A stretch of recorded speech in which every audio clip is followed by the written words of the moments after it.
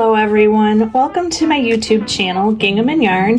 My name is Britton and today we're going to be making these really cute sugared faux or fake tea cakes. I have a yellow one here, I have blue, I have pink, and I thought it would be super fun to do a sherbet color one. So I will always include a recipe card with all of my tutorials. It's kind of a quick reference guide for the items that you're going to need for the project, and just kind of a friendly reminder to take with you when you go to the store to make your purchases. So I'll go over quickly what we're going to need today. We are going to need some paper plates. I like to make my crafting fun. You're also going to need some styrofoam, and I've cut them into roughly 1-inch cubes. From this side, they're a little bit less than 1 inch on this side.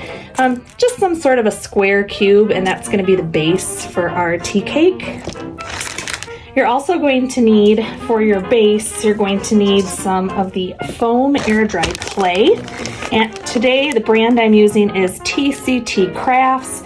She has a website. You can also purchase from her on Etsy. I'll also include links to the products that I've purchased so that you know where to purchase them if you want to make some of your own. And you're also going to need some toothpicks.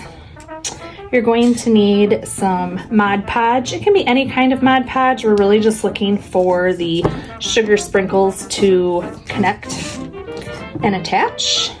This is my sweet little vintage sugar container, but it really inside is full of fun glitter. How sweet is that? So these are just little glitter pieces, and you can pick these up in large containers at Michael's or Hobby Lobby or Joann's. I just think it's fun to keep it in there. You're also going to need, I picked up these faux sugar sprinkles on Etsy, and these are in the sherbet color, so I thought these two would coordinate well together. And it comes in multiple colors, so I'll make sure that link is below. And then also you're going to need some little faux frosted flowers that you can attach on top. And I always make these up ahead of time. If I'm bored and it's a rainy day, just kidding, I'm never bored. But if I'm in the mood, I'll sit down and pipe up all kinds of faux flowers and leaves and then let them dry. And then I have them all ready to go when I'm ready to craft. I will do a tutorial on how to make these and how to use faux frosting to pipe and do things of that, but we'll save that for a different tutorial.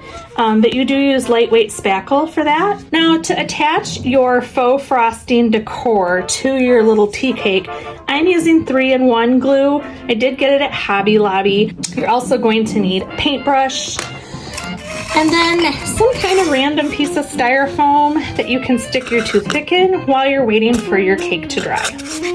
Okay, let's get started. So I'm going to take one plate, and I'm going to use that as my painting plate. So the first thing I want to do is I just kind of want to warm up some of this clay in my hands. And then I'm just going to kind of flatten it out. I'm going to place my styrofoam right in the middle, and then I'm going to fold my clay all the way around the styrofoam. So we're not perfect, but you get the idea. And I would be happy with this.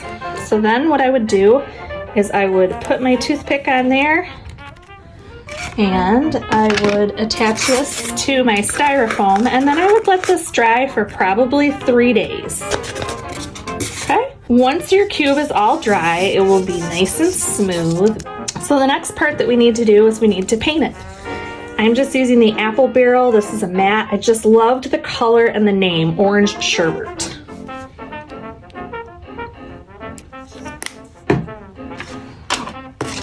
So now I'm going to take my, and you know what? I'm going to grab a toothpick under here because that really helps me to be able to get the paint all over. And I'm just going to go around and I'm just going to make sure that I really cover my cube.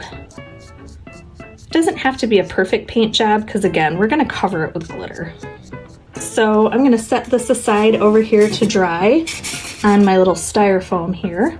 And then I do have another one prepared, so I'm going to go ahead and paint this one as well. And we'll just kind of go back and forth.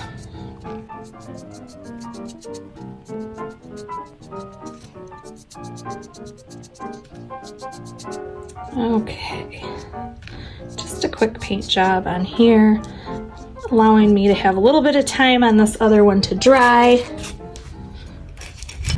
So let's pretend this is dry. We're then going to go ahead and add some of our Mod Podge.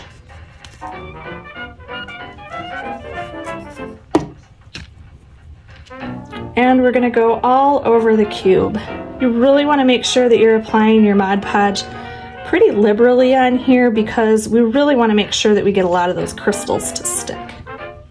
Okay, and once we're covered in Mod Podge, I like to have a second plate available, and this is going to be my shaker sprinkle plate. Let's do our glitter crystals first.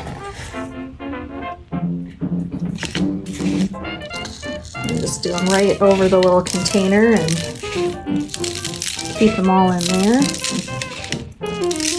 Okay, that's a pretty good coating of sprinkles. You can always go back in if you missed any Mod Podge.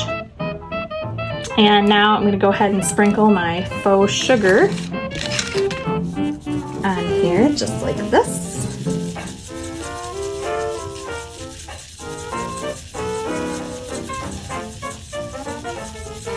And then once this is all sugared and glittered, we're just going to stick it on there to dry. Once you have allowed your crystals to fully dry, your fake sprinkles on here, then you're going to come back in, and I'm going to come in with my 3-in-1 glue. And you do get a little bit of wiggle room before whatever you're attaching is really committed.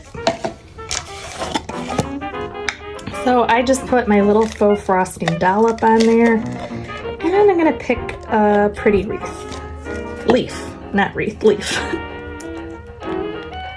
And then I'll just attach that like so. So there you go. You have a little faux sugared tea cake. These are so cute. You can use these on your tiered trays. You can use these on a sweet plate. It's a sweet vintage fake treat, and I hope that you love it. Leave me a comment. Let me know what you think. Please like, share, and subscribe. Bye-bye.